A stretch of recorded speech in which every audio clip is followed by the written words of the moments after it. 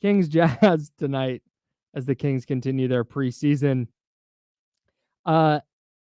This sounds silly. And when I started writing it, I rephrased it. Because you don't need to bounce back in the preseason. You could get beat 200-0 and it has no impact on what you're doing in the regular season. But at the same time, I would like to see a different level of, not urgency, but can you just play without the general malaise that they played with on Sunday? Yeah, I think that there does come a point where you have to show that you're good. That you, like, it can't just be, hey, look, you see us in the first half? Like, we're solid. Like, okay, you led by 2. You gave up 15 threes. Like, we need to see more. We need to see more of a complete performance. I'd also say, like, Mike Brown, and this is something me and Sean talked about on the podcast on Saturday. We forgot, and I forgot last year too, Mike Brown really does play his players in preseason. So I expect like 30+ minutes from starters tonight. Like, if this game is close at all, he wants to finish, have his players finish the fourth quarter.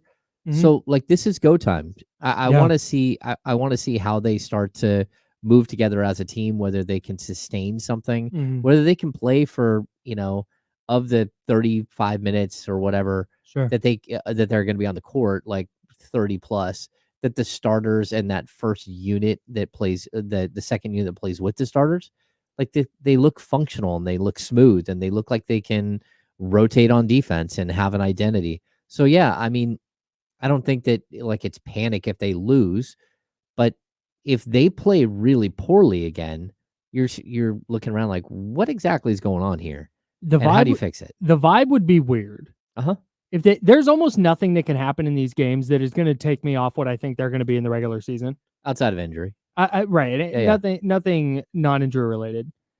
But if they come out again against Utah and just look kind of sluggish and uninterested, I'm gonna have some questions. Yeah.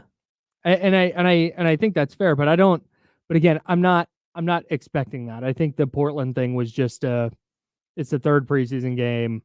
We just kind of want to get to the end here. You just didn't play well, and now you regroup and you go play a little better here against Utah, and you're fine. But yeah, I mean, I think this would just calm everybody down.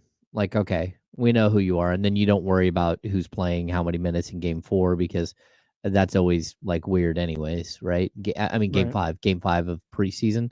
I think game 5 is where you do start running some guys out there, some younger guys out there, and you give your starters again like a good start, and then like hand it off and see what you got. And do you expect him to play an entire game tonight and treat this like a dress rehearsal?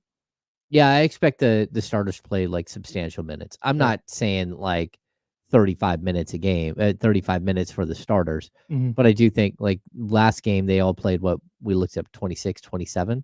I think that 3 starters played 30 and 2 played 28. Oh, so he is ramping up. So maybe they do play 32 minutes, maybe 32, 33 minutes. Yeah. I mean, yeah, that the intent was to have them close out the game. That would have put them way higher as far as minutes played. Yeah. But yeah, I mean, this is kind of how Mike likes to build up his team, and that's fine for me.